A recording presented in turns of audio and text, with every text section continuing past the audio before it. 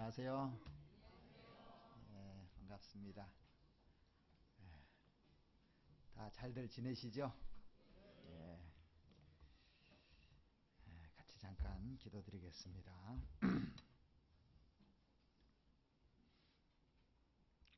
우리를 변함없이 사랑하시는 자비로우신 우리 아버지 하나님 감사를 드립니다. 죄로 말미암아 심판받아 마땅한 저희들에게 주님께서 십자가에서 우리 모든 죄를 위해서 피 흘려주시고 그로 말미암아 영원한 생명을 얻을 수 있도록 허락해 주신 주님 너무나 감사를 드립니다. 구원받은 저희들 이제 주님의 몸된 교회 안에서 주님을 섬기며 또 복음을 전할 수 있는 특권을 허락해 주심에 또한 감사를 드립니다. 오늘 아침 우리 형제자매님들 불러 모아주시고 또 주님께서 저희들에게 교훈하시고 또 권고하시고자 원하시는 말씀이 있는 줄 알고 있습니다. 우리가 마음으로 그 말씀을 잘 받고 또 하나님의 뜻 앞에 순종하며 살아갈 수 있도록 하나님 도와주시옵소서. 이제 내일부터 있는 대전도 집회를 위해서 그동안 준비해오고 기도해 왔습니다. 이번에 참석하는 모든 사람들이 이 말씀을 찾을 수 있도록 또 간절한 마음으로 들을 수 있도록 주님 그 마음을 열어주시고 또 말씀을 전하시는 목사님에게도 지혜와 능력을 주셔서 하나님의 말씀을 담대하게 전할 수 있도록 하나님 도와주시옵소서. 그래서 새로 참석한 모든 분들 또한 구원받은 사람들에게 그 마음에 불이 붙어서 또 구원받지 못한 사람들은 구원받고 신앙생활하는 우리들은 더 열심히 주님의 복음을 위해서 살 수 있는 기회를 주시옵기를 바랍니다. 이제 또 학예 수양회가 곧 다가오고 있습니다. 이를 위해서 우리가 함께 합력하고 또 선을 이룰 수 있도록 하나님 도와주시옵소서. 그 학예 수양회 봉사하는 그 손길에도 주님 함께 해주시고 또 새롭게 참석하는 그 영혼들이 이 말씀을 잘 듣고 모든 사람들이 구원받을 수 있도록 주님 도와주시옵소서. 우리가 그 일을 위해서 지금부터 잘 준비하고 기도로 이 모든 것을 이룰 수 있도록 하나님 도와주시옵소서. 오늘 주님께서 저희들에게 나타내시고자 원하시는 귀한 말씀이 있는 줄 알고 있습니다. 우리 마음에 깊이 새겨질 수 있도록 하나님 심어주시옵기를 바랍니다.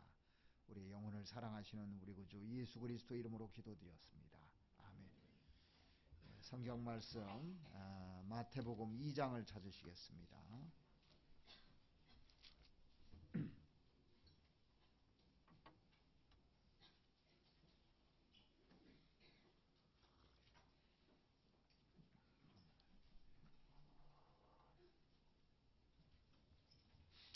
마태복음 2장 1절 말씀부터 제가 읽어드리겠습니다.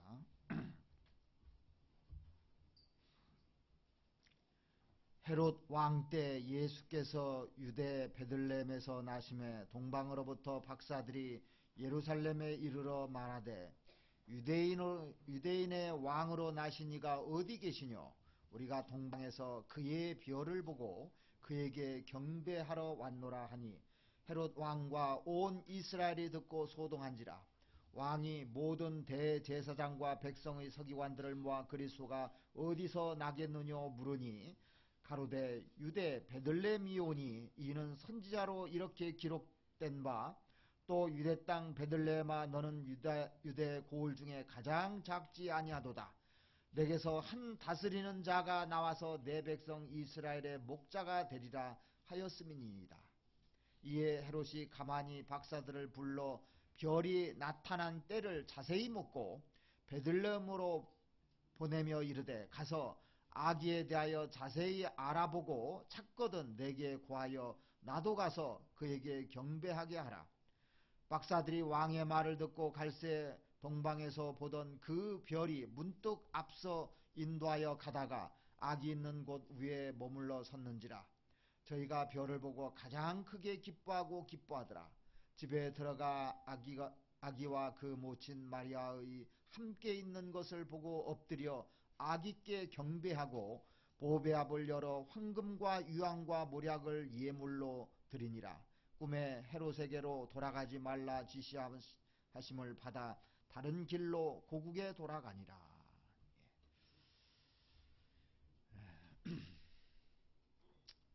이 88 올림픽 때 그 세계적인 영웅으로 떠오른 프로렌스 그리피스 조이너라는 흑인 여성이 있었습니다.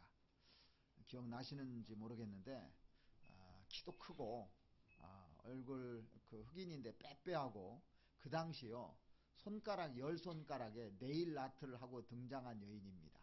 요즘은 네일 아트들을 많이 하잖아요. 손톱에다가 여러가지 무늬도 하는데 우리 구원받은 사람들은 잘 안 쳐. 그런데 올림픽에서 3개의 금메달과 1개의 은메달을 거머쥔 여성입니다. 근데 본래 이 조이나라는 여성은 로스앤젤레스 남쪽의 빈민가에서 이렇게 태어났습니다. 그래서 이 끼니가 어려워가지고 정부의 보조로 살아갔던 소년입니다. 어렸을 때 그에게는 꿈이 없었어요. 그래서 친구들 사이에서도 친구들을 자꾸 피하고 우울증 걸린 소녀처럼 이렇게 살아갔던 겁니다. 그런데 어느 날 이 소녀의 인생을 바꿨던 사건이 벌어지게 됩니다. 한 흑인 영웅이 그녀가 있는 초등학교를 방문했어요. 그 사람이 누구냐면 유명한 복싱 선수인 슈가레이라는 유명한 복싱 선수가 있었습니다. 그 복싱 선수가 학교에 방문하니까 아이들이 소리를 지르고 다들 권투 선수에게 다가가고 그랬거든요. 근데 이 슈가레이가 보니까 한 아이가 구석에 홀로 쭈그리고 앉아서 전혀 반응을 보이지도 않고 땅만 쳐다보고 그렇게 있더랍니다. 그래서 이제 사인도 해주고 또 학교 와서 이런 인터뷰도 하고 한 다음에 이 소녀 곁에 슈가레이가 권투 선수 그 사람이 다가갔습니다. 그래서 그 소녀에게 어디 아프니 물어봤어요. 아니요 그래요. 그러면서 다 싫어요 그러는 거예요. 다 싫어. 집도 싫고 학교도 싫고 친구도 싫고 다 싫다고 하는 겁니다. 그래서 이 소녀에게 다가가서 안아주면서 내 이름 뭐냐 그러니까 제 이름은 프로렌서 플로예요 그러는 겁니다. 너 좋아하는 거 뭐가 있냐 이렇게 물어봤습니다. 갑자기 그런데 그 얘기를 딱 묻자요. 이 소녀가 눈빛이 반짝반짝하더니 뭐라고 하냐면 저 뛰는 거 좋아요 그러더래요. 뛰는 거 하나는 좋다는 겁니다. 그래 그러면 말이야 너는 나처럼 유명해질 수가 있어. 너는 세계적인 육상 선수가 될 수 있어. 그리고 꿈을 가진 사람은 부자야. 지금 네가 가난하지만 꿈이 없어서 가난한 것이지 꿈이 있는 사람은 부자야. 꿈을 가지면 세계적인 육상 선수가 되고 나처럼 유명해질 수 있다는 말이요. 귀에 딱 들어온 겁니다. 내가 지금부터 너를 위해서 기도해 줄 테니까 꼭 해봐. 이 한마디에 이 소녀는요 별을 본 거예요. 별을. 꿈이 생긴 겁니다. 그날부터 그녀는 달리기 시작했어요. 그 꿈을 딱 가지니까 이제 달리기 시작하고 결국에는 88 올림픽 때요. 이게 세계적인 스타가 돼 버렸습니다. 전 미국인들이 그렇게 환호했고 그 당시 모든 사람들의 초점이 조인에게 딱 이렇게 모여 있었습니다. 오늘 우리에게 지금 가장 필요한 것이 있다면 하늘의 별을 볼 수 있는 겁니다. 별을 볼 줄 알아야 돼요.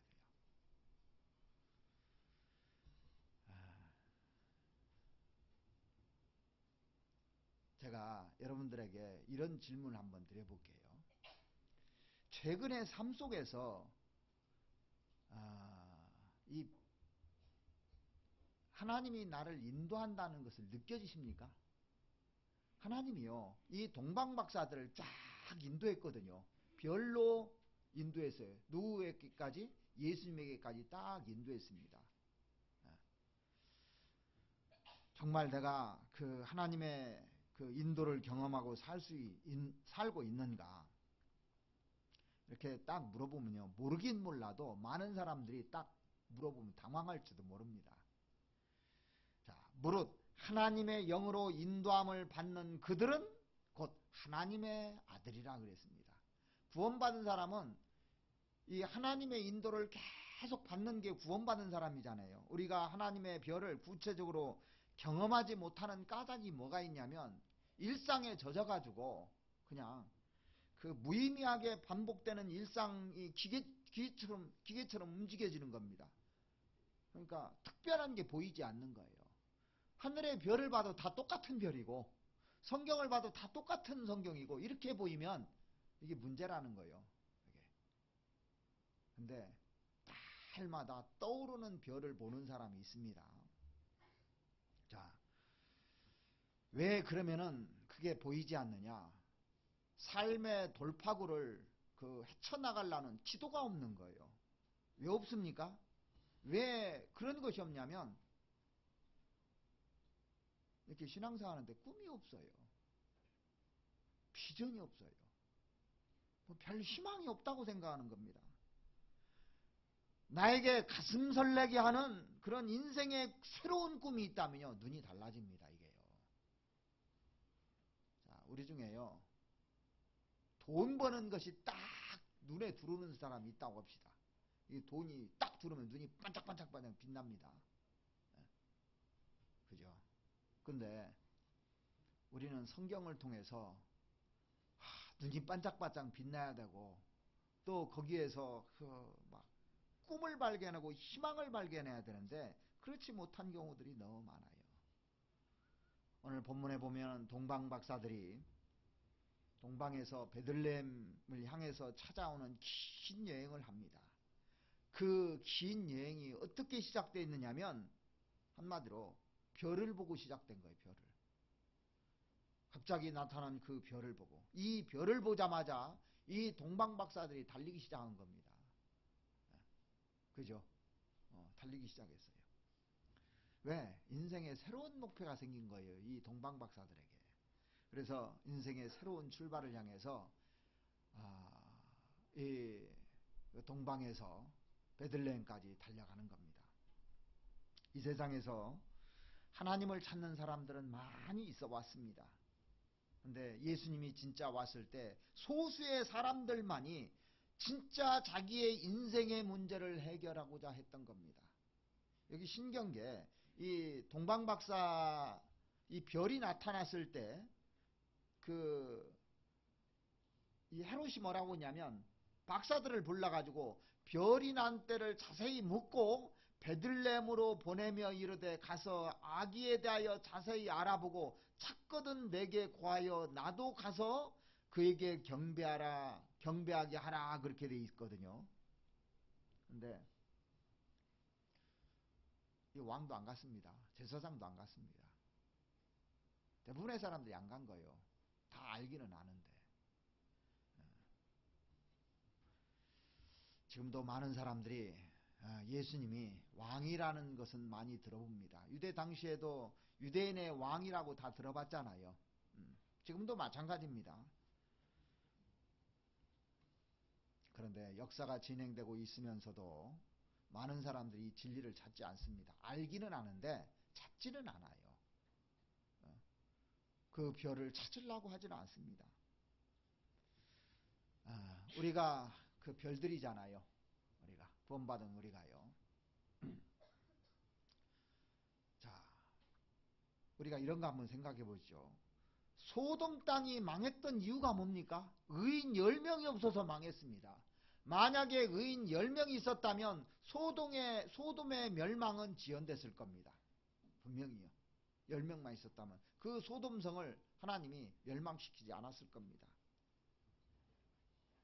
그러니까 소돔을 지켜주는 것은 군대가 절대 아닙니다. 소돔을 지켜주는 것은 의인이었습니다. 예루살렘에 의인 한 명이 없어서 멸망시킨 거거든요. 의인 한 명만 있었다면 예루살렘 멸망이 지연됐을 겁니다. 지금 세상이 멸망이 지연되는 것은 그리스도인들이 있기 때문에 그래요. 있어서 지금 멸망이 안 되는 겁니다. 사실은요. 우리 때문에. 그걸 사람들이 모르거든요. 자, 그래서 이 베들레헴의 동방의 박사들이 찾아왔는데 이 동방을 페르시아라고 이렇게들 얘기하잖아요. 페르시아에서 베들레헴까지 얼마나 거리 되는 줄 아십니까? 1500km나 돼요. 1500km. 그 먼 거리를 이 동방 박사들이 이 별 보고 찾아온 겁니다. 자, 이 동방 박사들이 이 성경을 사모하지 않았다면, 하나님을 사모하고 예수 그리스도를 사모하지 않았다면, 간절히 구하는 사람들이 아니었다면 절대 오지 않았을 거예요. 지금은 교통이 좋아서 1500km 하루면 갑니다. 그죠? 근데 그 당시에는 말을 타고 온다고 해도 많은 시간이 걸리고 또 도처에 위험이 도사리고 있는 겁니다. 그래서 동방에서 베들레헴까지 온다는 것은 보통 특심한 열심이 아니면 이게 불가능한 겁니다. 이 진리를 구하는 간절한 마음이 없으면 이게 불가능한 거예요, 사실은요. 근데 우리는 지천에 둔 공주도 안 가려고 그래요, 공주도. 별을 보러 공주도 안 가려고 그래요, 지천에 있는데요. 왜 그런 줄 아십니까? 진리를 구하는 간절한 마음이 없기 때문에 별을 못 보는 거예요. 별을 볼 줄 알아야 돼. 자, 오늘 읽어드렸던 마태복음 2장 1절 한번 보시겠습니다.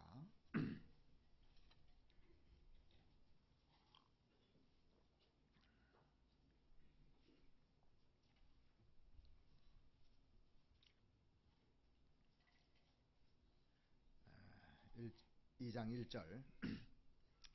헤로드 왕 때 예수께서 유대 베들레헴에서 나심에 동방으로부터 박사들이 예루살렘에 이르러 말하되 유대인의 왕으로 나신 이가 어디 계시뇨? 우리가 동방에서 그의 별을 보고 그에게 경배하러 왔노라 하니. 이 동방 박사들에게 나타난 별은 우리가 보통 천체에서 보는 그런 별들과 조금 달랐던 별 같아요. 아주 특별한 예외적인 별이었기 때문에 눈에 확 들어왔을 겁니다. 이 동방 박사들은 마침내 예수 그리스도가 오셨다는 것을 알게 된 겁니다. 여기 보시면 2절에 보면 그의 별을 보고 그렇게 돼 있잖아요. 그의 별을. 하나님의 별입니다. 이게 그의 별. 특별히 나타난 별입니다.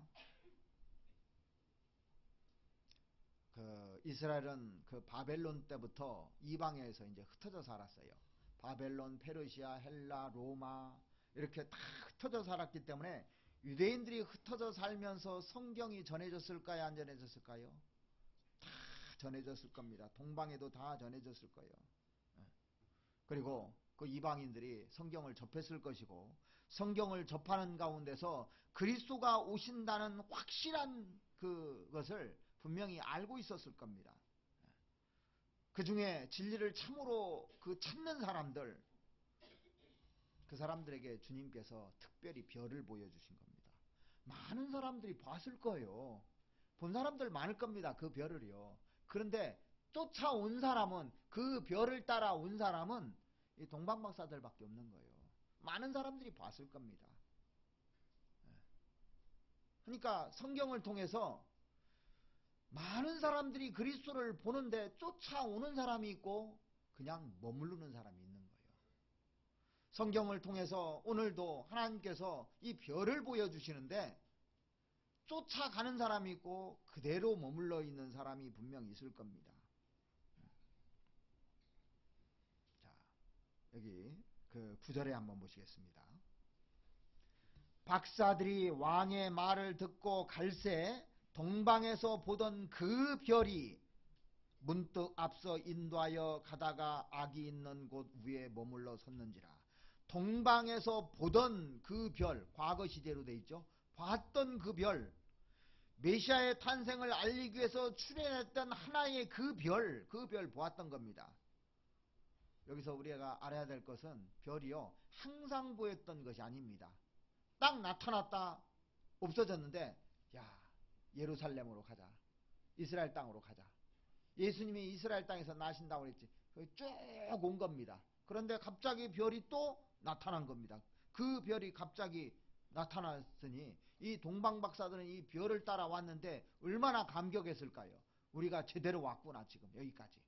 자, 그 다음에 10절 보시면 저희가 별을 보고 크게 기뻐하고 기뻐하더라. 영어 성경에 보면 The Star라고 되어 있습니다. 그 별이에요. 동방에서 봤던 그 별을 보고 기뻐하고 또 기뻐했다고 되어 있습니다.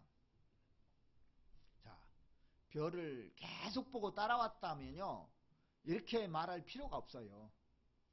근데 동방에서 봤던 그 별을 그 이스라엘 땅에 와서 또 봤거든요. 그 별이라는 겁니다. 그래서 그거 보고 막 감동을 하는 거예요. 자, 11절. 집에 들어가 아이와 그 모친 마리아의 함께 있는 것을 보고 엎드려 아기께 경배하고. 집에 들어가서 이 동방박사들이 맨 처음 무슨 일을 했냐면 경배했다고 돼 있잖아요. 누구에게 경배했습니까? 아기께 경배했다고 그랬어요. 근데 요한계시록 22장에 보면 하나님께만 경배하라고 돼 있거든요. 분명히. 그리고 예수님께서도 하나님께만 경배하라고 말씀하셨는데 그 예수님께서 경배 받으시는 거 봐요. 악인데 경배를 받아요. 악인데. 그러니까 이 동방박사들은 이 아기가 누군지를 아는 겁니다. 분명히 알고 있는 거예요. 자, 동방박사들이니까 나이도 많이 먹었을 거 아닙니까? 그죠? 박사학위 따고 뭐 했으면 나이도 많이 먹었을 건데 그럼에도 불구하고 아이께 경배하고 있잖아요. 그러니까 하나님을 향한 믿음이 확실히 있는 겁니다. 확실히요. 이분이 하나님이라는 것이 확실히 있는 거예요. 이사야서 7장과 9장에 보면은 한 아이가 태어나는데 처녀에게서 잉태하고 그 이름이 그가 하나님이라고 돼 있죠. 하나님. 나실 분이 하나님이라고. 만왕의 왕으로 나실 분이. 그 성경 다 읽었을 거 아닙니까? 그거 믿었을 거예요. 박사들을 인도하기 위해서 하나님이 뭘 쓰셨습니까? 별을 쓰셨어요. 그런데 이 박사들이 별에게 경배하지 않았습니다. 그죠? 별 따라왔는데 별에게 경배하지 않았어요. 별은 경배의 대상이 되면 안 되는 겁니다. 그럼 우상이 돼버리잖아요. 자, 하나님은 예수님을 이 땅에 보내기 위해서 누구를 쓰셨습니까? 마리아를 쓰셨어요. 처녀 마리아를 쓰셨습니다. 그런데 마리아라는 아름다운 여성을 쓰셨는데 그러나 마리아는 경배의 대상이 아니잖아요. 경배 대상이 아닙니다. 근데 사람들이 마리아를 경배하고 하는 것은 우상 숭배하는 거거든요. 경배의 초점이 뭘까요? 경배의 초점은 드리는 거거든요. 받는 것이 아닙니다. 구원받은 우리가 하나님께 뭘 드립니까? 감사를 드리잖아요. 기도를 드리고 그 다음에 또 나 자신을 드리는 게 이게 경배하는 겁니다. 이게요. 그들은 이 동방박사들은요, 받는 것에 관심이 없었어요. 드리는 것에 관심이 있었습니다. 그래서 뭘 드렸습니까? 황금과 유황과 몰약을 이 예수님께 드렸던 겁니다. 11절 다시 한번 보시겠습니다.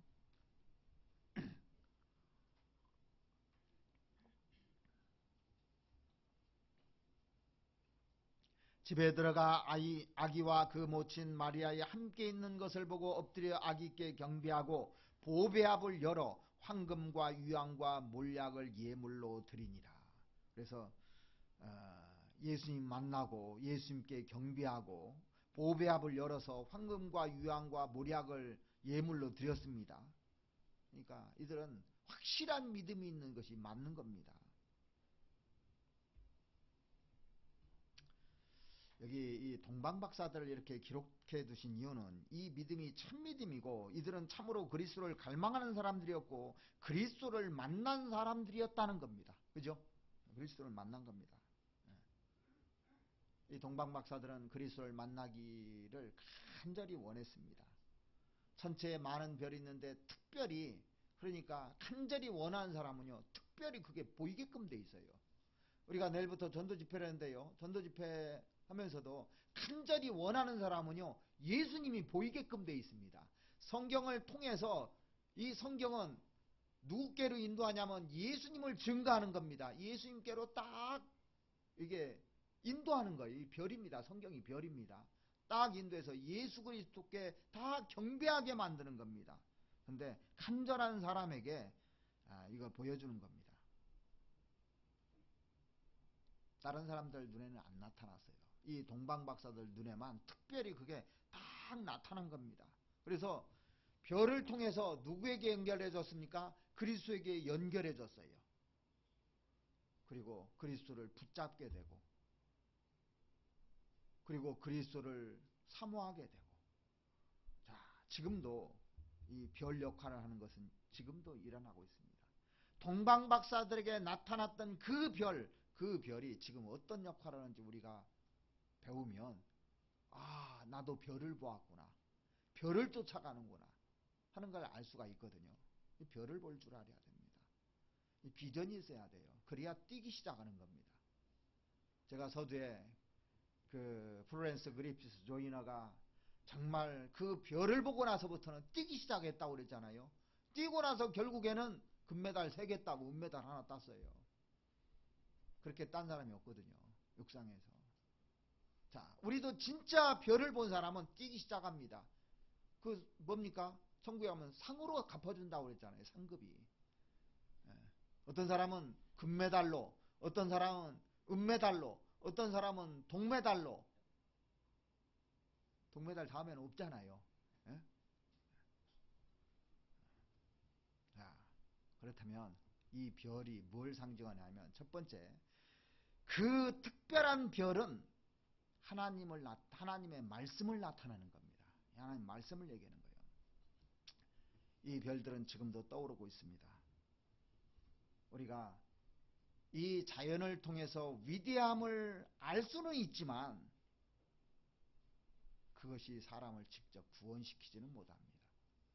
그죠? 그런데 하나님의 계시로 내려준 이 말씀이 특별한 별에 속하는 겁니다. 성경을 배우면 사람 마음이 움직이게끔 돼 있어요. 이 말씀 한마디 한마디는 별과 유사합니다. 이 성경을 배우면 사람들의 마음이 진짜 움직인다니까요. 그죠?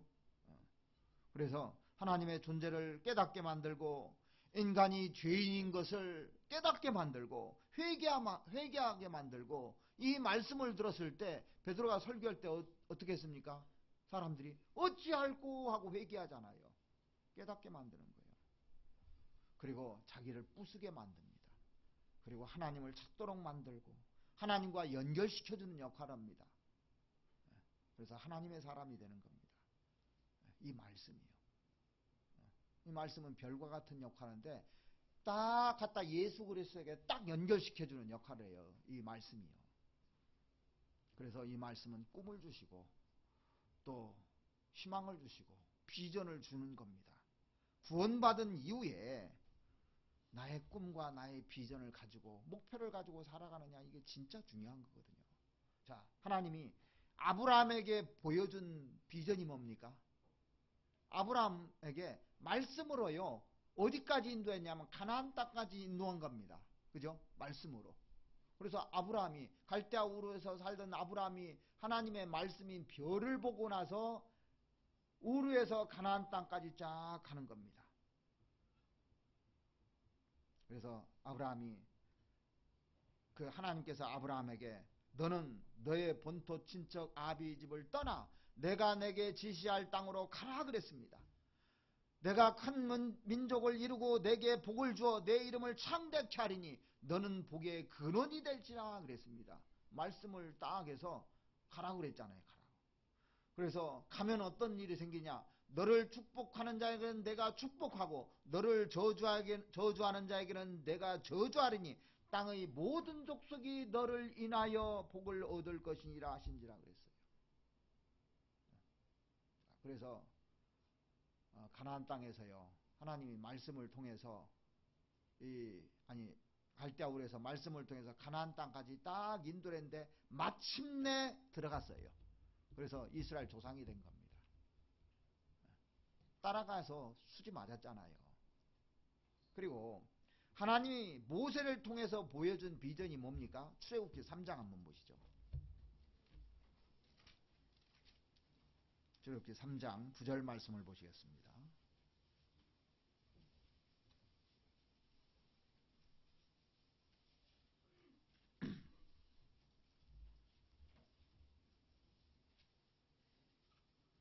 이제 이스라엘 자손의 부르짖음이 내게 달하고 애굽 사람이 그들을 괴롭게 하는 학대도 내가 보았으니 이제 내가 너를 바로에게 보내어 너로 내 백성 이스라엘 자손을 애굽에서 인도하여 내게 하리라.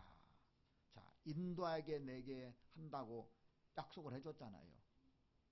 그러니까 모세도 이 말씀을 따라서 딱 갔는데 그 애굽에 있는 이스라엘 사람들을 가나안 땅까지 인도했습니다. 뭘로 인도했습니까? 하나님의 말씀으로 딱 인도해놔서 그리스도에게 딱 연결시켜줘 버리는 거예요.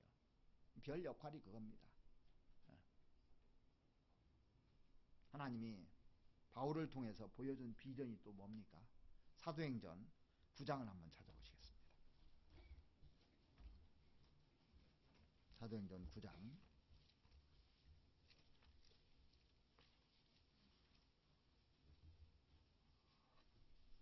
15절 말씀 보시겠습니다.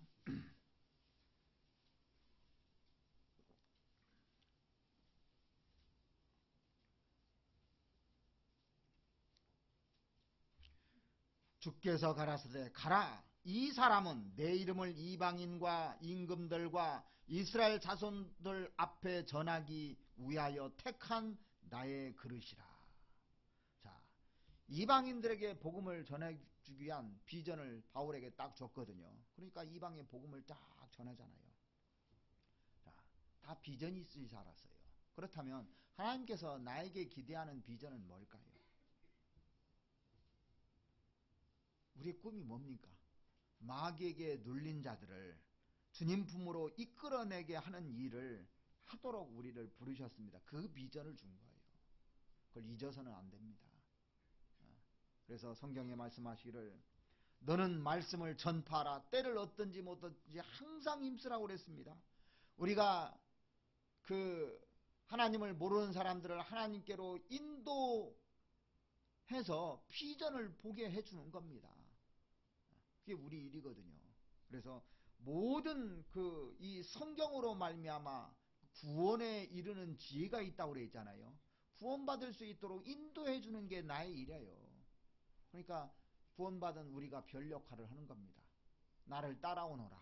그래서 별을 따라가면 수지 맞습니까? 안 맞습니까? 별을 따라가면 그리스도에게밖에 더 인도하냐고 우리가요. 어디로 인도할 겁니까 우리가? 그래서 강팍한 사람들도요,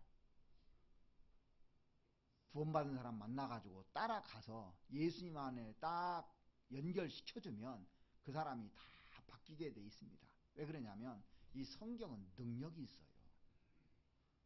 성경이 능력이 있다니까요.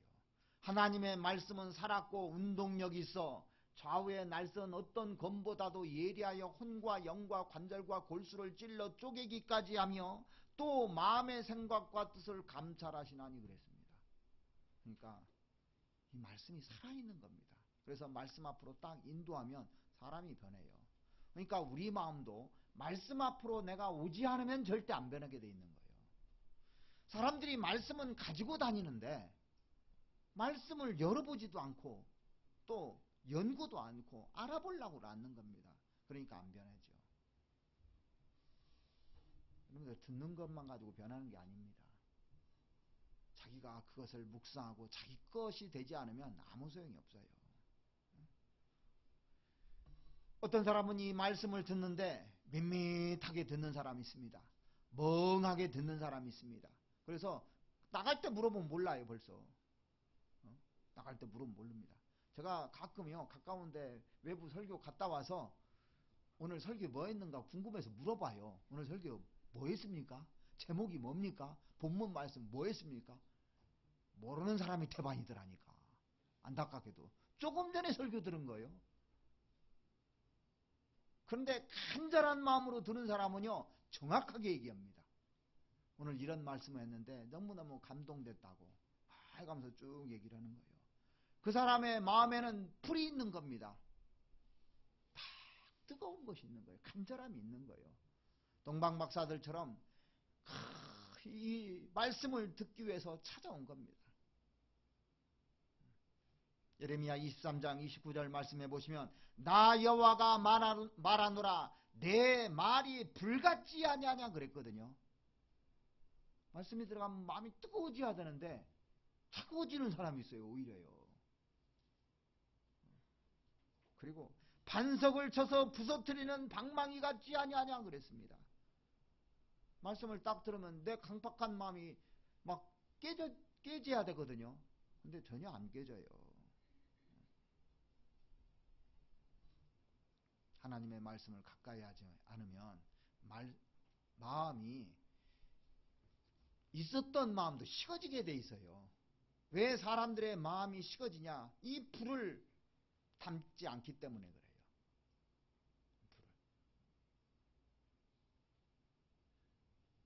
우리가 정말 한번 생각해 보세요. 내가 진짜 하나님 믿는 사람인가? 내가 진짜 하나님 믿고 있는가? 이 성경 말씀을 하나님의 말씀이라고 진짜 믿는가 한번 생각해 보셔야 돼요. 그러면 틀려지거든요, 이게요. 성경에는 특별한 힘이 있습니다. 간절히 마음으로 이 말씀을 들으면 그 사람에게 불이 반드시 올라오게끔 되어 있습니다. 예수님에 대해서 더 알고자 하는 마음이 딱 있으면요, 하나님이 깨닫게 해줘요. 그리고 뜨겁게 만들어줍니다. 그래서 이 말씀이 별 역할을 하는 겁니다. 자, 말씀 읽을 때마다 어디로 갑니까? 예수 그리스도로 가는 거예요. 그죠? 설교 들을 때마다 어디로 갑니까? 전부 다 예수 그리스도에게로 가는 거예요. 예수 그리스도를 만나면 뜨겁잖아요. 자, 전도 집회도 결국에는 어디로 갑니까? 예수 그리스도에게로 가는 거예요. 그래서 어떤 설교도 예수 그리스도가 빠진 설교는 설교도 아닙니다. 그죠? 예수 그리스도에게로 연결시켜 주는 겁니다. 세상의 모든 별들은 어디로 연결시켜 줍니까? 마귀로 연결시켜 줘요. 제 개의 별이 떨어졌다 그러잖아요. 제 개의 별이 떨어지면 어디로 갑니까? 지옥으로 가는 거예요. 돈 따라가면 어디로 갑니까? 결국에는 그거 따라가다가 지옥으로 가는 겁니다. 그래서 이 말씀을 들으면서 전부 다 사람을 보면서도 그리스도에게로 다 연결시켜줘야 되는 겁니다. 그래서 이 별은 말씀을 가리키는 거예요. 또한 별은 뭘 가리키냐면 성도들을 별이라고 그렇게 되어 있습니다. 구원받은 성도들을 특별히 일꾼들을 별이라고 성경에 나와요. 일꾼들. 주님을 위해서 열심히 일하는 사람들이 별이지 그러지 않은 사람은 별이라고 표현 이렇게 안 돼 있거든요. 자, 요한계시록 2장 한번 찾아보시겠습니다.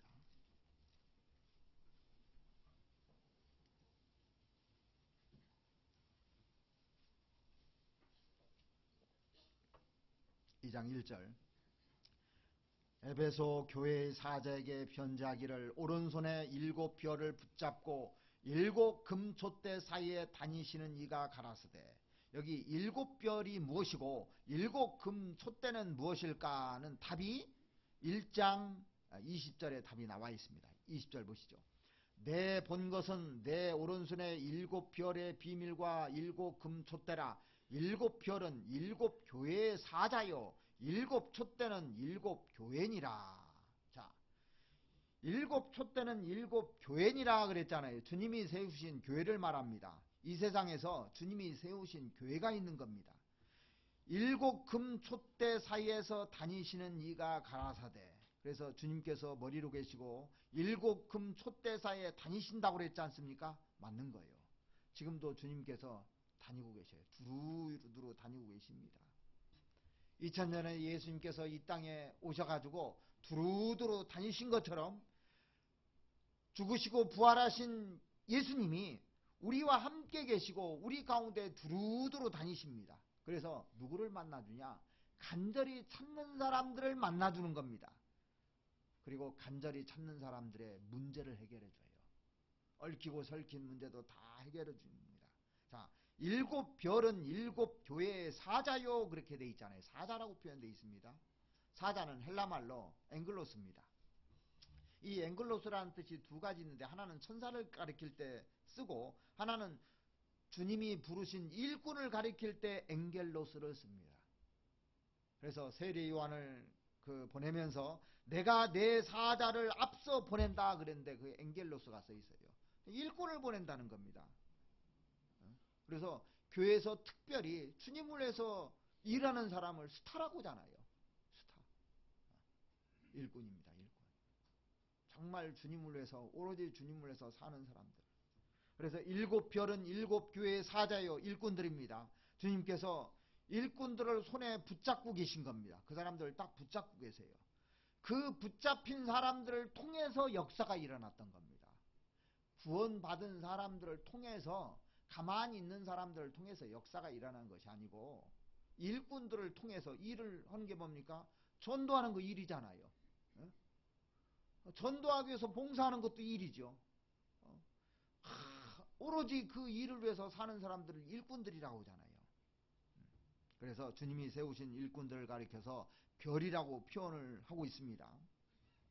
자, 예수님이 죽으시고 베드로는 별이었습니다. 초대교회 당시 베드로는 별이었습니다. 왜 그러냐면 베드로가 한 번 설교를 하면 3,000명이 구원받고 5,000명이 구원을 받는 거예요. 별 아닙니까? 초대교회 당시 베드로는 별이었습니다. 바울 사도는 다메섹 도상에서 예수 그리스도를 만나고 3차에 걸친 그 전도 여행을 통해서 많은 사람들을 주님의 품으로 인도했습니다. 그런데 초대교회 바울을 통해서 많은 교회들이 세워졌거든요. 바울을 통해서 수많은 교회들이 세워졌습니다. 주님 앞에 바울은 별이었잖아요. 스타였습니다. 예수님 당시 12제자들이 있었습니다. 그리고 또 70명을 불렀습니다. 누가복음 10장에 보면 이 70명을 가리켜서 너희 이름이 하늘에 있는 것으로 기뻐하라 그랬잖아요. 너희 이름이. 이 사람들 다 구원받은 사람들입니다. 그런데 이 존 폭스의 그 순교사에 보면 이 70명이 다 순교당했다는 거예요. 다 별입니다. 이 사람들이 별이에요. 그래서 별을 어떻게 표현하면 주님의 일꾼들을 별이라고 표현합니다. 종교개혁자 마틴 루터 있죠. 이 마틴 루터는 정말 그 당시 암흑시대에 혼자 반짝반짝 빛났던 특별한 별이었습니다. 이 마틴 루터를 통해서 이 가톨릭 사람들의 반절을 개신교로 바꿔버린 사람입니다. 그 사람을 통해서 얼마나 많은 사람들이 구원을 받았습니까? 그리고 지금도 루터의 글을 읽어가면서 구원받는 사람들이 많아요. 별입니다. 지금도 빛나고 있는 별입니다. 그 외에 스펄전이라든지 무디라든지 찰스 핀이라든지 그 요한 웨슬레 이런 모든 사람들은 하나님께 붙잡힌 별들이었습니다. 그들을 통해서 교회가 세워지고 또 주님의 일꾼들이 탄생되고 주님 품으로 많은 사람들을 인도했거든요. 그리고 전 세계 흩어져 있는 선교사들이죠. 그들은 분명히 그 지역의 별들입니다. 우리 교회를 통해서 몽골, 중국, 또 남미, 아프리카, 필리핀 여러 지역에 가보십시오. 선교사가 별이에요. 거기 보면요. 우리 선교사 없으면 어떻게 하냐 이거예요. 선교사가 이 복음을 전해줬기 때문에 우리가 구원받은 거 아니냐고 얼마나 귀하게 생각하는지 모릅니다.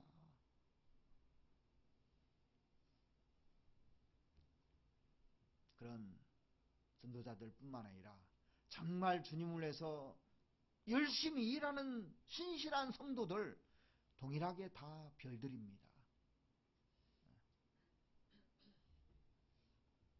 우리 구원받은 사람들이요, 바르게 삶으로 주변 사람들의 마음을 움직여서 주님 품으로 인도할 때 별 역할을 하는 거예요. 별 역할. 다니엘서 12장을 보시겠습니다.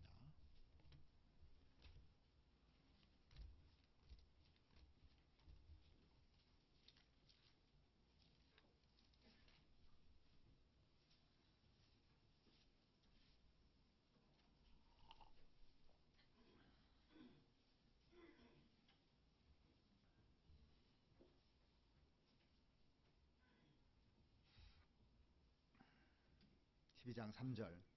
지혜 있는 자는 궁창에 빛과 같이 빛날 것이요. 다른 번역에 보니까 별로도 되어 있습니다.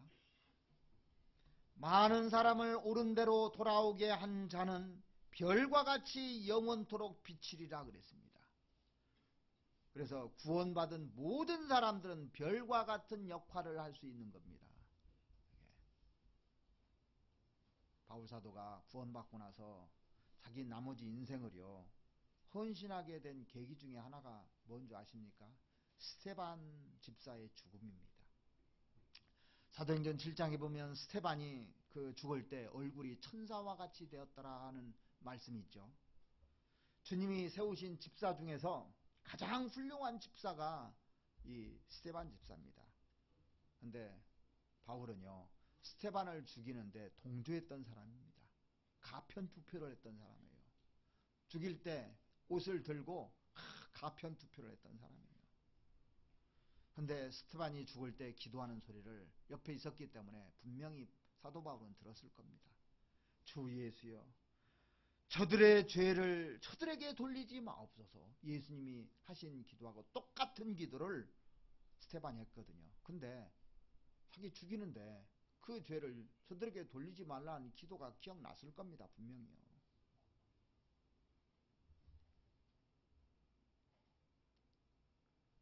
이 말씀은 사도행전 7장에 나오는데요, 사도행전 9장에서 바울이 구원받잖아요. 그러니까 핍박 진짜 많이 했습니다. 이 스테반을 죽이는데 가장 큰 역할을 했던 사람 중에 하나가 이 바울이거든요. 나중에 구원받고 난 이후에 그래서 바울이 이런 간증을 하잖아요. 나는 죄인 중에 괴수라고. 그런 간증을 합니다. 왜 그런 말을 했을까요? 죽이지 말아야 될 사람을 죽였다는 겁니다. 구원받고 나니까. 이렇게 훌륭한 집사를 내가 죽이다니. 그러니까 죄인 중에 괴수란 말이 진짜 실감 나는 거예요. 그 얘기예요.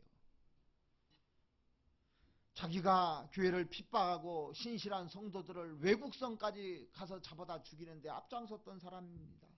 구원받고 나니까 너무너무 가축이 된 거예요. 죄가 많은 거예요. 이런 죄인이 없는 겁니다. 세상에. 그래서 죄인 중에 괴수라고. 그래서 그는 결심을 한 겁니다. 어떤 결심을 했느냐. 내 나머지 인생을 스테반이 못다 산 인생을 내가 살아야 되겠다. 이런 결심을 한 계기가 스테반의 죽음입니다. 사실은요. 그러니까 사람이 내가 구원받았으면 진짜 별과 같이 살아야 돼요. 세상에서 우리 스타 되기 힘듭니다. 그죠? 자, 스타 되려면 스타성도 있어야 되고 머리도 둬야 되고 능력도 뛰어나야 되고 보통에서는 스타 절대 안 됩니다. 그런데 그리스도 안에서는 누구든지 스타가 될 수가 있는 거예요. 희망이 있잖아요. 누구든지 될 수 있는 겁니다. 우리 중에 그렇게 잘난 사람이 있습니까? 없어요, 별로. 여러분들 메리 여왕 아시죠? 이분이 카톨릭 교인이었거든요. 개신교가 한창 번창할 때 이 메리 여왕이 목회자들, 이 일꾼들을 많이 죽였습니다. 그래서 일명 피해 여왕이라고 합니다. 메리 여왕을.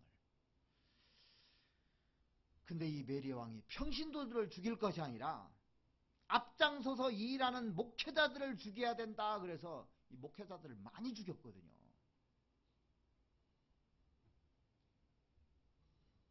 이 앞장서서 일하는 사람을 죽일 때 하늘에서 별이 떨어지는 겁니다. 별이. 그래서 군대에서요, 장군 하나가 죽으면 뭐라고 합니까? 별 떨어졌다고 하잖아요. 별 떨어졌다고. 정치인 중에 유명한 사람이 죽었습니까? 별 떨어졌다고 하잖아요. 세계의 별이 떨어졌다. 정계의 별이 떨어졌다. 그런 얘기 하잖아요. 앞서서 이런 사람들을 별이라고 하는 겁니다. 그러니까 그런 사람들이 하나 죽으면 타격이 크잖아요. 우리나라에도 삼성의 이건희 회장이 죽는 걸 좋아하는 사람 없지. 우리나라 사람은요. 그 사람은 우리하고 뭐 아는 사이도 아니지만 우리나라를 경제를 위해서 엄청난 걸 쥐고 있는 사람이거든요. 영향력이 대단한 사람이거든요. 그러니까 안 죽기를 바라는 거예요.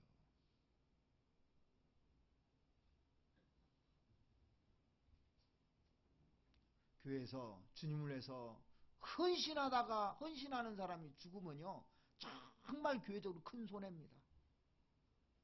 평신도인데 이 사람이 복음을 힘있게 전합니다. 전도를 막 물불을 안 가리고 합니다. 또 교회를 세우는 일, 성도들을 세우는 일에 열정적입니다. 그 사람이 죽었다고 해봐요. 마음이 아파요. 이건 뭐 어떻게 할 수가 없는 겁니다. 근데 신앙생활 거의 않는 사람이 어느 날 병들어서 죽었다든지 교통사고 나서 죽었다고 하면 사람들이 마음이, 어떤 사람 일부는 그럴 거예요. 그럴 줄 알았다고. 속으로 겉으로는 얘기 안 해도 그러다가 징계받을 줄 알았다고, 그런 얘기도 할 수 있잖아요. 근데 진짜 신실하게 사는 사람이 죽으면 안타까운 거예요. 하나님도 슬플 겁니다. 스테반은 별이 떨어졌어요. 죽을 때. 근데 새로운 별이 또 태어났습니다. 바울이라는 별이 태어난 거예요. 스테반의 죽음을 보면서. 그래서 교회 안에서요, 주님을 위해서 열심히 사는 사람들을 특별히 이렇게 존귀하게 여길 필요가 있습니다. 왜 그러냐면 마귀는 그런 사람들을 넘어뜨리려고 하거든요. 주님을 위해서 열심히 사는 사람들을 넘어뜨리려고 그러지, 주님을 위해서 살지도 않는 사람을 넘어뜨리려고 안 씁니다. 그러니까 많은 고난을 당하게 돼 있어요. 그래서 평신도 한 사람이 넘어지는 것과 주님을 위해서 막 열정적으로 사는 사람 하나가 넘어지는 건 완전히 다른 겁니다. 자, 중랑교회도 왜 이렇게 복음이 전해졌느냐면 신실한 별과 같은 사람들이 있어서 지금까지 이렇게 복음이 전해진 겁니다. 그런 사람들 때문에요. 눈 뜨면 주님을 위해서 살라고 그러고 성도를 세우려고 그러고 기도하는 사람들, 이런 사람들이 있어서 지금 중랑교회가 된 거예요, 사실은요. 성경에 보면 빌라델비아 교회가 나오는데 작은 교회입니다. 그들은 구원받고 서로 사랑했습니다. 진짜 사랑했어요. 하나님께서 그들을 통해서 많은 사람들을 주님께로 인도하게끔 했거든요. 그들은 별 역할을 했습니다. 아주 신실한 교회입니다. 그래서 빌라델비아 교회에게 열린 문을 주셨다고 주님이 말씀하셨습니다. 복음이 활발하게 전해지게 하셨는데 거기에 뭐가 나오냐면요, 주님의 재림이 언급되어 있어요. 그 교회에게 재림이 딱 언급되어 있어요. 내가 올 때까지 면류관을 굳게 잡으라고 하셨는데 요한계시록 2장 3장에 나오는 교회의 모습은 초대교회부터 항상 있는 교회의 모습입니다. 이 빌라델비아 교회 재림이 언급되어 있는데, 이 라오디게아 교회는 마지막 시대의 교회의 모습도 되잖아요. 마지막 시대의 교회 모습. 대다수 마지막 시대의 교회가 라오디게아 교회처럼 미지근할 거라는 겁니다. 여러분들 지금 신앙이 미지근해져 가고 있습니까? 그러면 라오디게아 교회의 모습으로 바뀌어진 겁니다. 이게요. 이 성경에 보면 서머나 교회 같은 훌륭한 교회도 있는데 그걸 본을 받아야 되는데, 그 7교회 여러분들 잘 읽어보십시오. 그러면 내가 거기에 딱 속해 있다니까요. 그 중에 하나가 나예요. 어떤 교회는 칭찬도 있지만 책망도 많이 받은 교회가 있고, 책망만 받은 교회가 있고, 칭찬만 받은 교회가 있고, 교회가 그런 모습들이 쭉 나옵니다.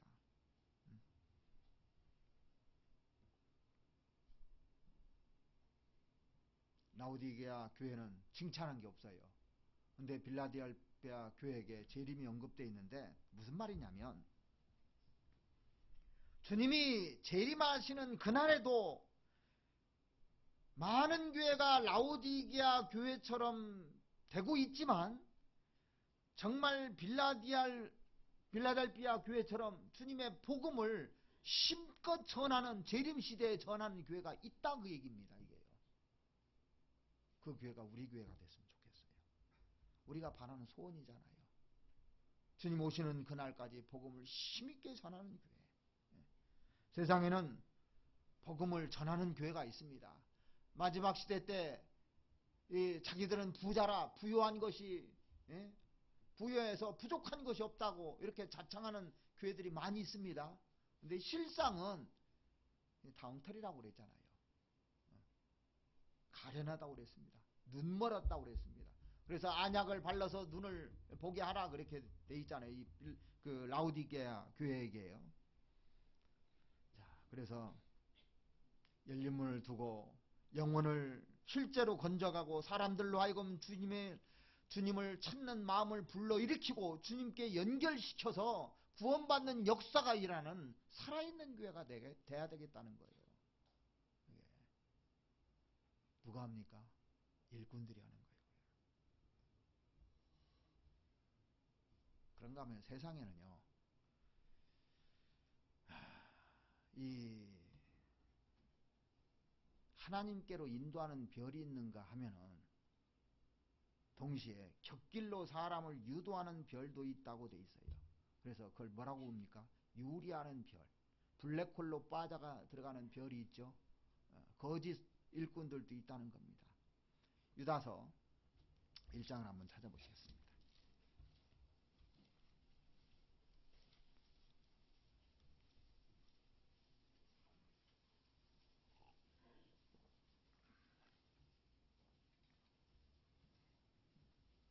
유다서 1장 4절 말씀 보시겠습니다. 이는 가만히 들어온 사람 몇이 있음이라. 저희는 옛적부터 이 판결을 받기로 미리 기록된 자니 경건치 아니하여 우리 하나님의 은혜를 도리어 세귑거리로 바꾸고 홀로 하나이신 주제 곧 우리 주 예수 그리스도를 부인하는 자니라. 거짓된 일꾼들이죠. 12절 저희는 기탄 없이 너희와 함께 먹으니 너희 애찬의 암초요 자기 몸만 기르는 목자요. 자, 자기 몸만 기른다고 했습니다. 이기적인 목자입니다. 거짓 일꾼들 가리켜요. 바람에 불려가는 물없는 구름이요 죽고 또 죽어 뿌리까지 뽑힌 열매 없는 가을나무요 자기의 수치의 거품을 뿜는 바다의 거친 물결이요 영원히 예비된 캄캄한 흑암에 돌아갈 유리하는 별들이라. 유리하는 별들 나오죠. 주님께 붙잡힌 신실한 일꾼들, 이런 별이 있고 또 거짓 일꾼들, 유리하는 별들이 있는 겁니다. 결국 블랙홀로 빠져들어가서 못 나오잖아요. 한번 들어가면요.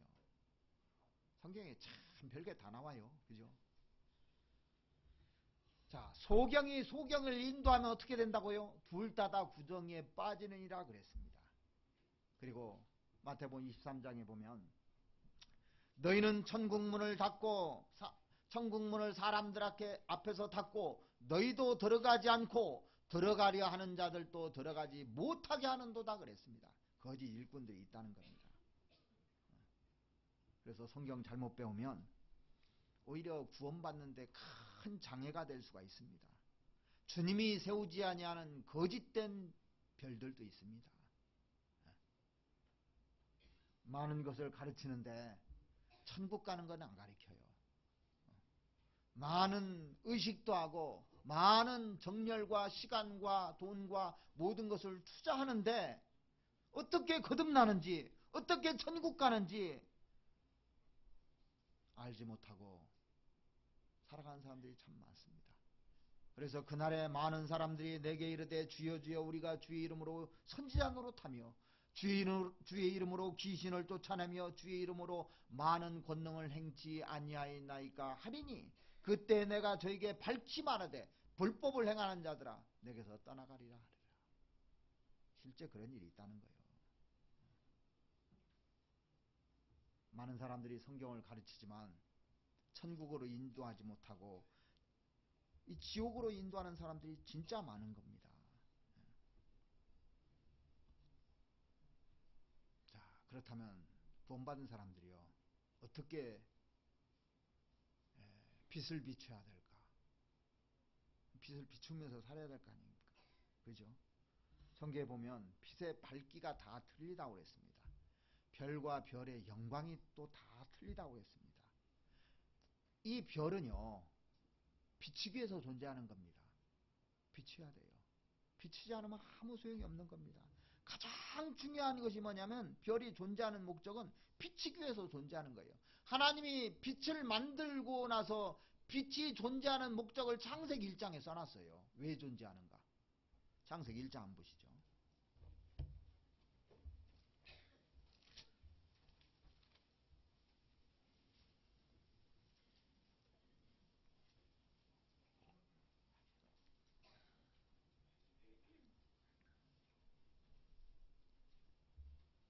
1장 16절 말씀 보시겠습니다. 하나님이 두 광명을 만드사 큰 광명으로 낮을 주관하게 하시고 작은 광명으로 밤을 주관하게 하시며 또 별들을 만드시고 하나님이 그것들을 하늘의 궁창에 두어 땅에 비치게 하시매. 자, 별을 만든 목적이 뭡니까? 비추려고 만든 거예요. 비추기 위해서. 근데 비춰야 될 사람들이 비치지 못하는 이유가 있어요. 왜 내가 이 빛을 비추지 못하고 있느냐? 성경에는요 빛이 비춰지지 못하는 이유가 세 가지가 나와요. 첫째는 말 아래 두는 경우, 그죠? 평상 아래 두는 경우, 속에 두는 경우, 이 세 가지를 딱 들어서 설명했어요. 근데 정확하게 맞아 이게요. 자, 먼저 성경 마태복음 5장 한번 찾아보시겠습니다.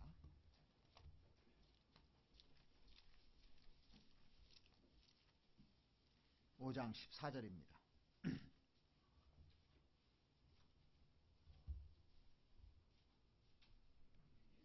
너희는 세상의 빛이라. 구원받은 사람들에게 얘기하는 겁니다. 너희는 세상의 별들이라 그 얘기입니다. 빛이라. 산 위에 있는 동네가 숨기지 못할 것이요 사람이 등불을 켜서 말 아래 두지 아니하고 등경 위에 두나니 이러므로 집안 모든 사람에게 비치느니라.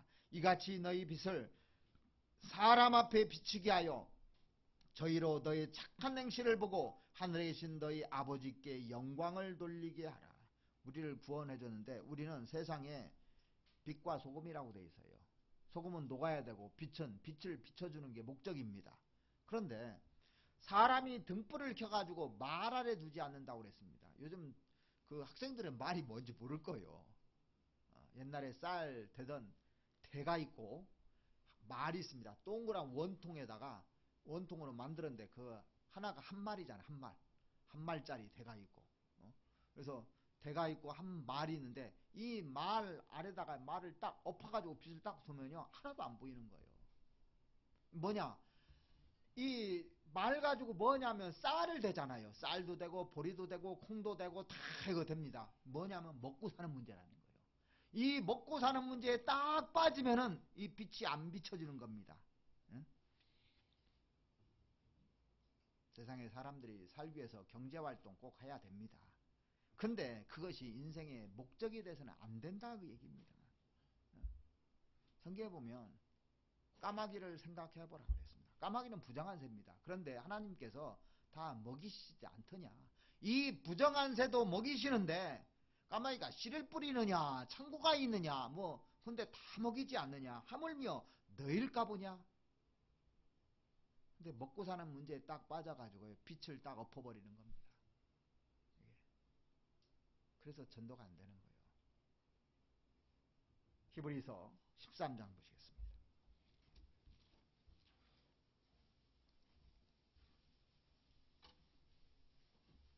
13장 5절입니다.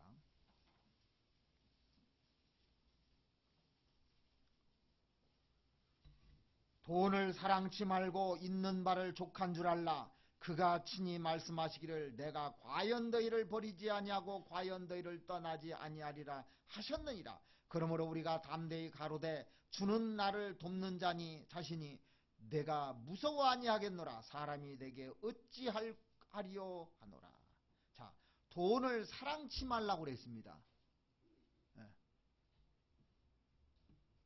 돈 필요하잖아요. 돈 있어야 복음도 전하고 먹고 살기도 하잖아요. 그런데 사랑하는 게 문제라는 겁니다. 돈이 문제라고 얘기 안 했습니다. 성경에. 돈을 사랑하는 것이 문제라고 그랬습니다. 탐심은 우상숭배라고 그랬죠. 하나님보다 더 사랑해가지고 여기 복 빠져가지고 이 빛은 다 엎어버린 겁니다. 말로 더 엎어버린 겁니다. 자, 하나님의 자녀가 굶주릴 이유가 없어요. 왜? 성경이 약속했기 때문에. 그래서 시편 37편 25절을 말씀해 보시면 내가 어려서부터 늙기까지 의인이 버림을 당하거나 그 자손이 걸식함을 보지 못하였다고 다윗은 증거했습니다. 절대 굶어 죽지 않아요. 하나님이 까마귀도 기르시고 참새도 기르시고 다 기르시는데 왜 안 믿느냐 그러냐. 왜 안 믿느냐. 이 까마귀가 우리 보고 웃을 거예요. 아, 저들은 하나님 없나? 우리에게는 하나님이 있어. 하나님 다 먹여 살리는데 저들은 하나님 없나 봐. 그러니까 막 자기들이 난리지. 의지도 않고. 입이 있어서 말을 할 수 있다 뭐냐. 그렇게 하고도 남을 쓸 거예요 아마. 하나님 없이 사는 사람들 같아요. 마귀가 뭐라고 속삭입니까 와서? 야, 뭐니 해도 뭐니가 최고야. 그렇게 딱 속삭이면 그렇지. 그래서 이게요, 돈이 사람의 마음을 붙잡습니다. 돈 줘서 좋아하지 않은 사람은 별로 없어요. 영혼은 두 번째고, 재물에 마음이 딱 붙잡히게 만들거든요, 마귀는요. 이거 좋아하는 줄 알으니까. 어떤 사람은 이성 좋아하는 사람은 그거 딱 붙여주고, 명예 좋아하는 사람, 명예심 좋아하는 사람 그거 딱 붙여주고, 마귀들을 그렇게 다 파괴합니다. 돈 좋아하는 사람은 돈 마귀를 보내줘요, 이게.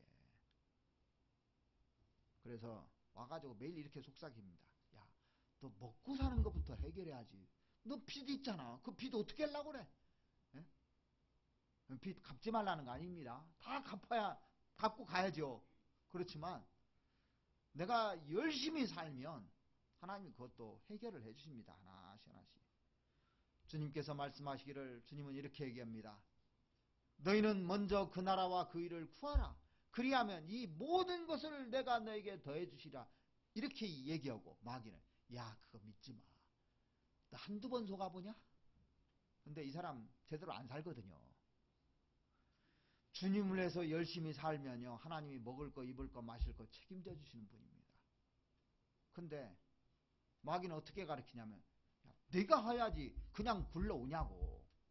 열심히 해서 먹을 거 마실 거 해놓고 그때 전도 해야 될까요? 돈 없으면 전도도 못한다. 이렇게 얘기를 하는 겁니다. 계속 마귀가 와서 속삭이고 하나님 말씀 들으면 하나님이 이렇게 하라고 그러고, 근데 하나님이 또 이런 말씀 계속 하잖아요. 우리가 먹을 것과 입을 것이 있은즉 족한 줄로 알 것이니라. 이렇게 말씀을 해줘요. 그럼 그렇지. 지금까지 보니까 먹을 거 입을 거 다 있었지. 응? 자, 재물은 버려야 되지만 거기에다 마음이 붙잡히면 어떤 현상이 생기는지 심각한 현상이 생깁니다. 이 재물이라는 것이요, 아주 신기한 겁니다. 여기에 마음이 딱 붙잡히면요, 이상하게 영혼이 안 보이기 시작해요. 이게 문제라는 거예요. 딱 붙잡히는 순간 영혼이 안 보여요. 맞는지 안 맞는지 한번 해보세요. 그렇다고 진짜 하지는 마십시오. 주변에 영혼들이 많이 있는데 먹고 사는 것에 붙잡히면 그 사람에게 영혼이 보이지를 않는 겁니다. 근데 그리스도인들이 사는 목적이 뭐냐 이거예요. 목적을 분명히 알아야 되거든요. 그래서 먹고 사는 문제 때문에 딱 해가지고 주일날만 겨우 와서 말씀 한번 듣고 그냥 끝나버려요. 수요일날은 먹고 사는 문제 때문에 안 나오고, 또 모임도 먹고 사는 문제 때문에 안 나오고, 성경도 먹고 사는 문제 때문에 안 읽고, 그래서 딱 엎어버립니다. 주일날 딱 잠깐 했다가 말에 불을 딱 놨다가 싹 나가면서 엎어버려요. 이 사람이 스타일까요? 이 사람이 과연 하나님의 스타가 될까요? 전혀 그렇지 않습니다. 사는 목표가 없는 사람이에요. 목적이 없는 사람이에요. 또 하나는 평상 아래 두는 경우가 있습니다. 누가복음 8장을 한번 보시겠습니다.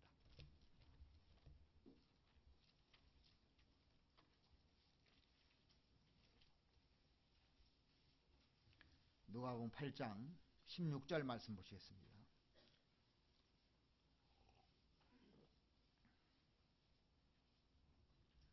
누구든지 등불을 켜서 그릇으로 덮거나 평상 아래 두지 아니하고 등경 위에 두나니 이는 들어가는 자들로 그 빛을 보게 하려 함이라. 자, 옛날에 보면은 시골에서요 평상 짜놓잖아요. 평상 짜놓으면 뭡니까? 거기서 여름 같은데 모기장 쳐놓고 자기도 하고 그러잖아요. 저도 그렇게 해봤어요. 평상에다 모기장 쳐놓거나 뭐 해서 거기서 자고, 그렇게 된 모기장을 쳐서 쉬는 곳이고 자는 곳입니다. 자, 이건 뭘 얘기냐면 평상 아래 둔다는 것은 게으름을 가리키는 겁니다. 구원받은 사람이 게으르기 때문에 빛을 비치지 못하는 경우가 진짜 많은 겁니다. 이게 게을러서 전도 안 해요. 게을러가지고. 자, 잠언 한번 보시죠. 잠언 12장 보시겠습니다.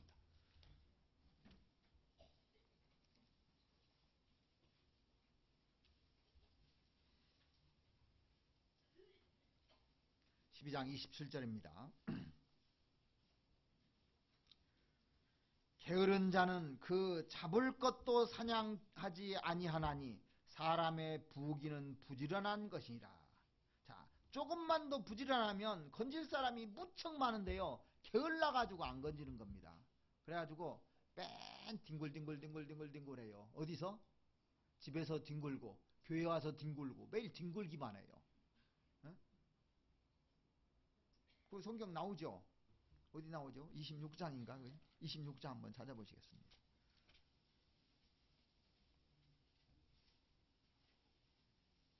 26장 14절 말씀 보시겠습니다. 문짝이 돌적이를 따라서 도는 것 같이 게으른 자는 침상에서 구우느니라. 자, 문짝이 돌적이를 따라서 돈다는 게 뭐냐면요, 여러분들 병원 같은 데 가면 이렇게 미루면 돌아가는 문이 있죠. 영어 성경에 뭐 신지라고 돼 있어요. 신지가 딱 박혀가지고 쭉 돌아가면 제자리에 항상. 그죠? 그러니까 딱 제자리에서 왔다 갔다 그거만 하면 게을러가지고. 그러니까 집에서 교회 왔다 집에서 교회 왔다 갔다 매일 두는 겁니다. 그러면 말씀을 듣고 배우는 목적이 뭐냐고요. 나가서 전도하려고 있는 겁니다. 사실은요. 여기 그 위에 13절도 보시면 게으른 자는 길에 사자가 있다 거리에 사자가 있다 하느니라. 사자가 있다고 무섭다, 그 사람 안 된다 사자 같다 이러면서 또 안 해요. 그러니까 간증할 때 보면 뭐라고 하냐면, 전도하기 싫은 사람 꼭 그럽니다. 게으른 사람은 야, 그 사람 뭐가 문제고 또 뭐가 문제고 문제거리만 계속 찾아내요. 사자라는 거예요. 무서워서 그 사람 전도 못하겠다는 거예요.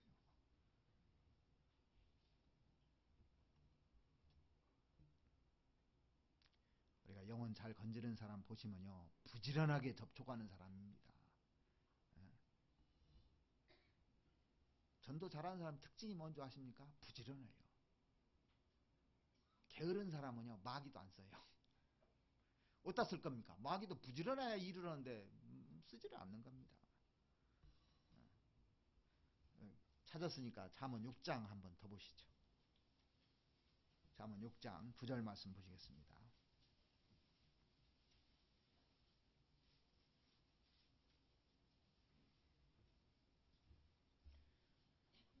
게으른 자여 내가 어느 때까지 눕겠느냐, 내가 어느 때 잠이 깨어 일어나겠느냐. 좀 더 자자, 좀 더 졸자, 손을 모으고 좀 더 눕자 하면 내 빈궁이 강도같이 오며 내 궁핍이 군사같이 이르리로다.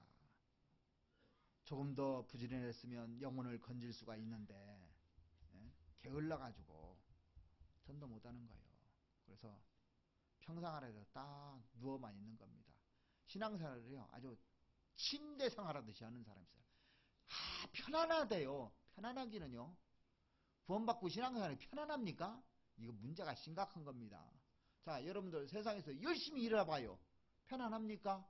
힘들지요. 진짜 힘들어요. 근데 항상 나는 편안하다는 거예요. 근데 영혼도 평안하십니까?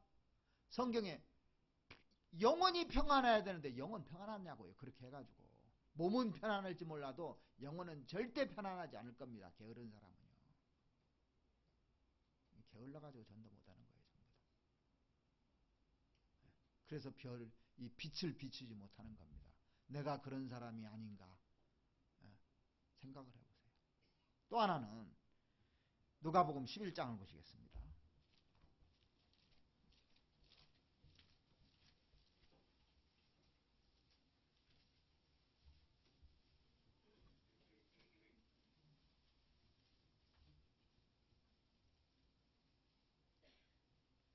누구든지 등불을 켜서 움속에나 말 아래 두지 아니하고 등경 위에 두나니 이는 들어가는 자로 그 빛을 보게 하리 함이라. 내 몸의 등불은 눈이라. 내 눈이 상하면 온몸이 밝을 것이요 만일 나쁘면 내 몸도 어두리라. 그러므로 내 속에 있는 빛이 어둡지 아니한가 보라.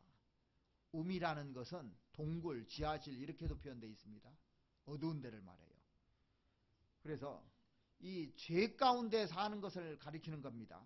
그리스도인이 죄 가운데 살고 죄와 타협해서 살면 빛이 쫙 가려지게 돼 있어요. 이게요. 자, 다윗이 은밀하게 살인죄와 간음죄를 지음으로 증거의 빛이 상실돼 버렸잖아요. 빛이 상실됐습니다. 구원의 즐거움이 깨지니까 다른 사람 전도할 수 있습니까? 없습니까? 내가 구원의 즐거움이 깨졌어요. 전도가 안 되는 거예요. 그래서 다윗은 이 구원의 즐거움을 회복시켜달라고 기도하잖아요. 죄는 도적 같아서 내 좋은 것을 다 뺏어갑니다.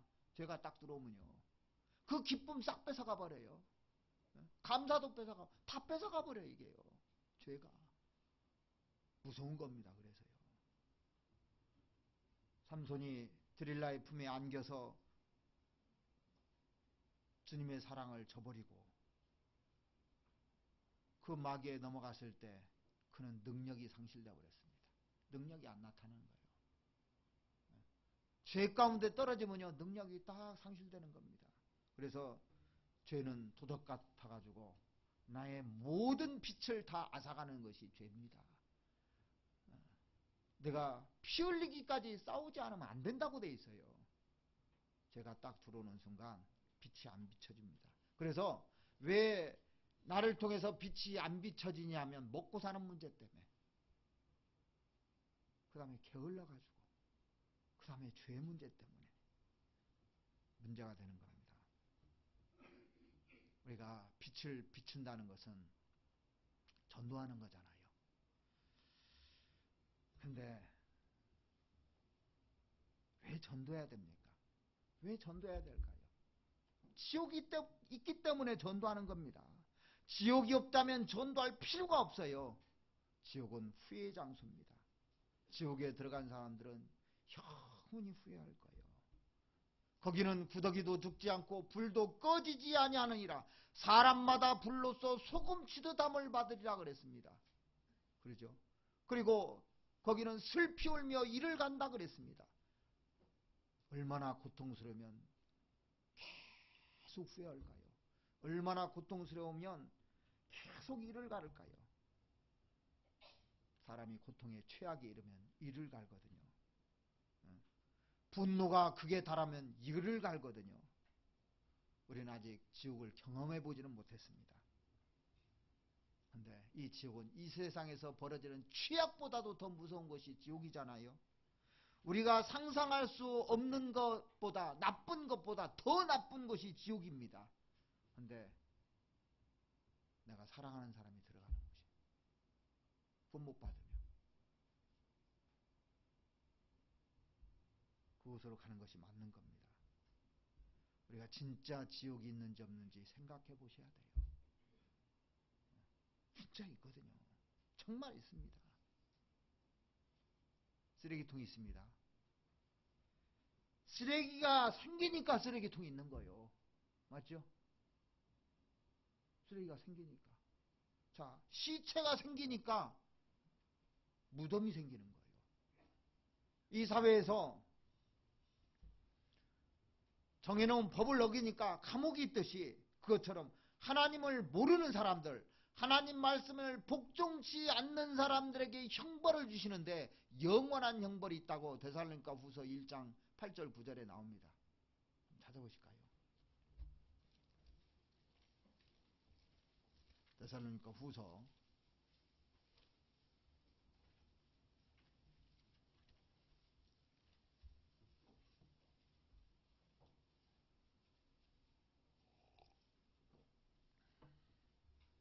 1장 8절 한번 보시겠습니다.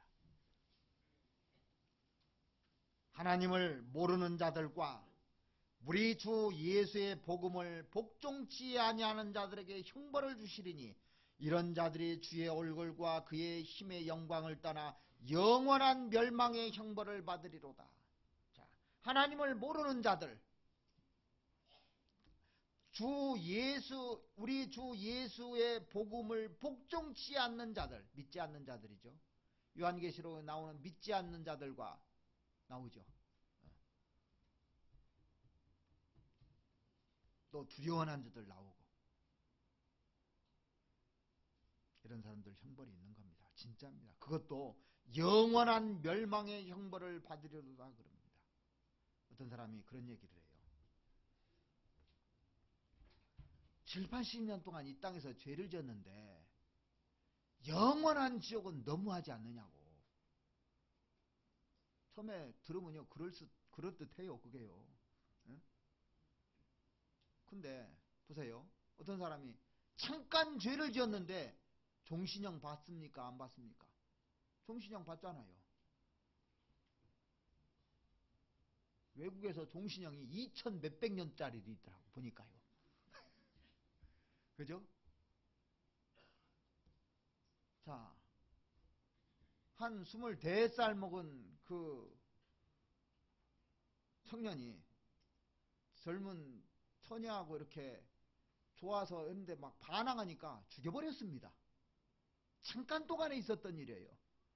그 사람에게 무기징역이 떨어졌어요. 무기징역이 몇 년 떨어졌냐면 1000년 떨어졌다고 합시다.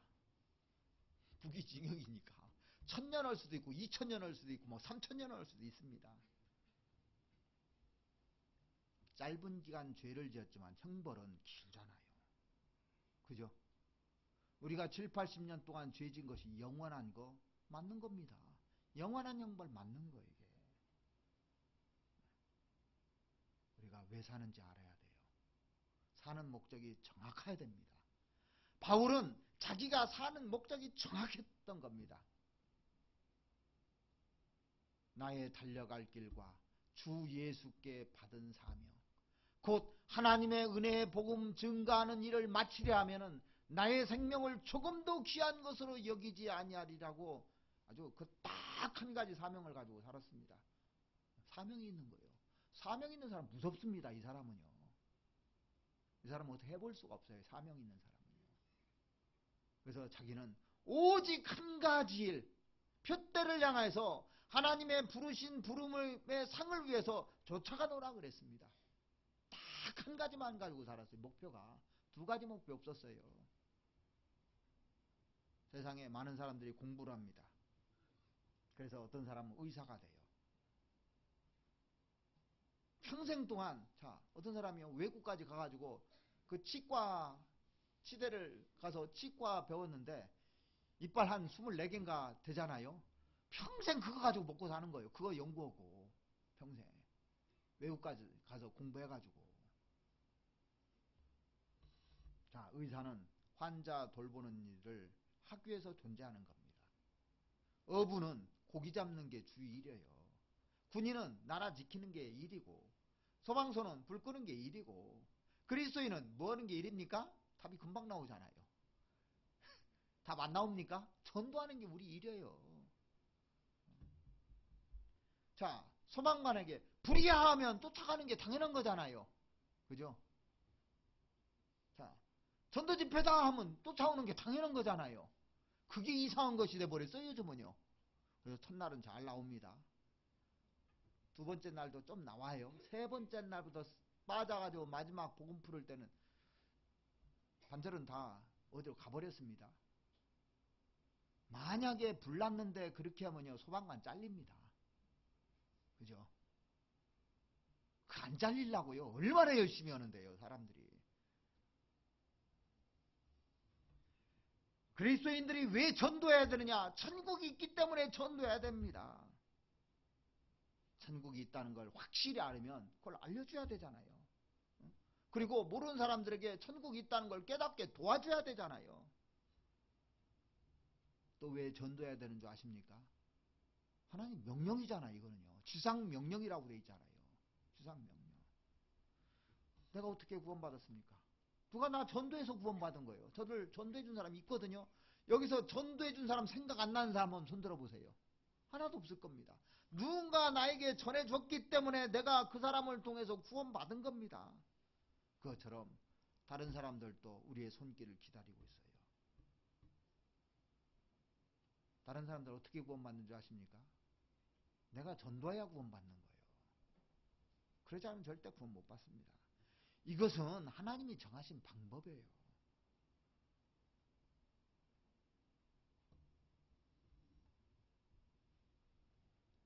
빨리 전도해야 됩니다. 왜냐하면 세상이 너무너무 사악해져 가고 있어요. 하루가 다르게 사람들의 마음이 달라져 가고 있습니다. 적극적으로 전도할 필요가 있는 겁니다. 가치관이 급속도로 이게 마귀 쪽으로 바뀌어가고 있습니다. 내일 온다는 보장이 없어요, 이제는요. 이런 시대에 살고 있어요.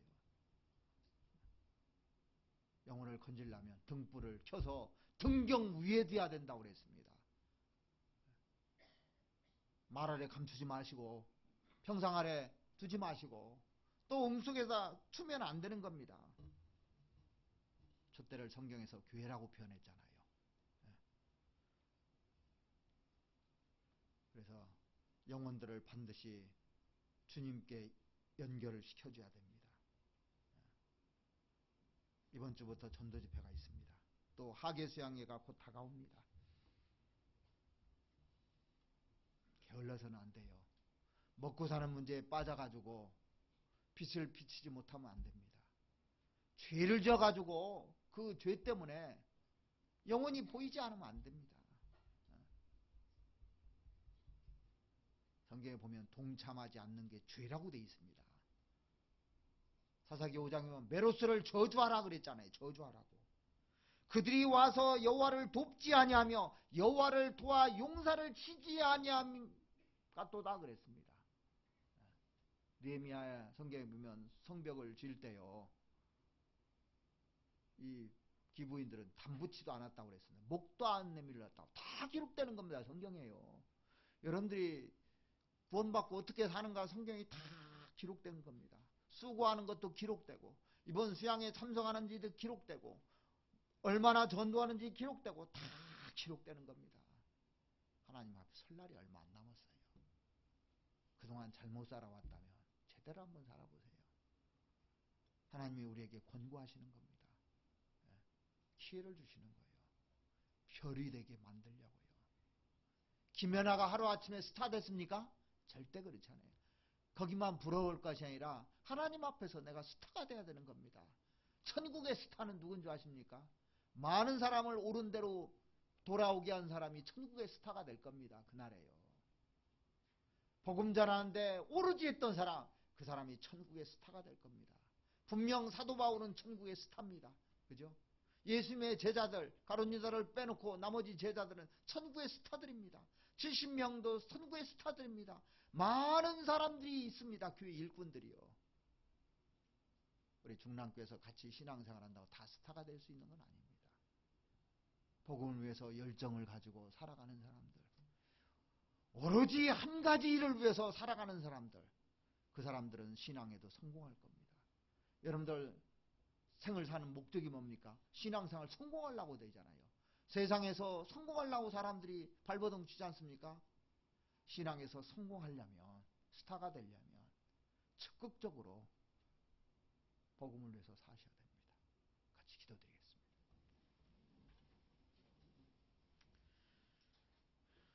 우리를 구원해 주시고 우리를 너무나 사랑하시는 우리 아버지 하나님, 동방 박사들이 별을 따라 베들레헴에 와서 아기 예수께 경배하고 하나님 앞에서 정말 귀한 사람들로 쓰임받았던 것처럼 오늘 우리도 이 말씀을 통해서 깨닫고 그동안 게으르고 또 부족하게 살아왔던 모든 것 하나님 용서해 주시고 새로운 마음으로 오직 한 길, 한 뜻을 가지고 한 목적, 한 표대를 가지고 살아갈 수 있도록 도와주시옵소서. 우리 중에 먹고 사는 문제 때문에 또 게을러서 죄 가운데 빠져서 빛을 가리는 사람들이 없도록 만들어 주시고 하나님의 복음을 힘있게 전할 수 있는, 빛을 낼 수 있는 일꾼들로 삼아 주시옵기를 바랍니다. 주님이 오실 날이 이제 문 앞까지 온 이 시대에 우리가 더욱더 복음을 위해서 살 수 있도록 도와주시옵소서. 이제 내일부터 있는 집회 모두 다 동참하고 합력해서 선을 이룰 수 있도록 도와주시옵소서. 새롭게 참석하는 그 영혼들도 우리의 불같은 열정에 녹아서 그 말씀을 듣고 깨달아 구원받는 역사가 일어날 수 있도록 도와주시옵소서. 우리를 사랑하시는 우리 구주 예수 그리스도 이름으로 기도드렸습니다. 아멘. 은혜 찬송 31장 같이 하시겠습니다.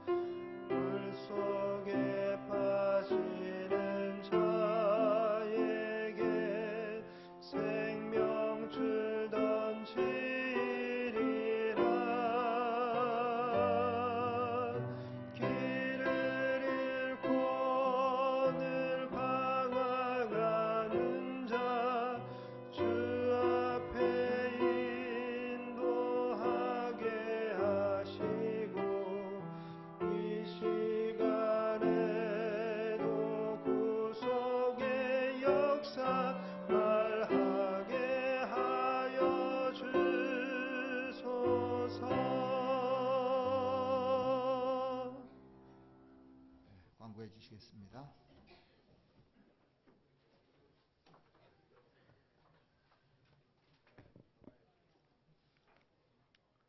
네, 광고 말씀드리겠습니다. 이제 그동안 기도해오던 이제 대전도 집회가 이제 내일부터 이렇게 진행이 되는데요. 오늘 교회 소식지에 자세한 부분들이 나와 있습니다.